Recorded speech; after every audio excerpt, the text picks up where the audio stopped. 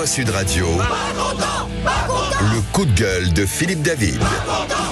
Comme d'habitude, je vais remettre le clocher au milieu du village, un village qui se situe à Grenoble, préfecture de l'Isère.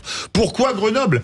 Parce que les propos tenus par la tête de liste LFI aux prochaines municipales, Alain Brunon, concernant le narcotrafic, m'ont pour le moins surpris. En effet, dans un entretien accordé vendredi à actu.fr, le candidat insoumis a résumé sa politique vis-à-vis des narcotrafiquants en 2 phrases, je cite: offrir des moyens de médiation et de prévention, c'est la compétence d'une municipalité.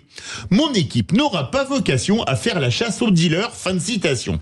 Vous avez bien entendu, si LFI gagne la mairie de Grenoble, la lutte contre le trafic de drogue se fera par la médiation et la prévention. Une formule qui prêterait à rire si la situation n'était pas aussi dramatique. Ce candidat sait-il que dans sa propre ville, un mineur isolé de 12 ans a pris une balle sur un point de deal en pleine nuit la semaine dernière? Pense-t-il que la médiation avec des gens qui tirent sur la moindre retenue à la Kalachnikov est la solution et que ces chérubins vont arrêter leur basse besogne après avoir croisé des éducateurs?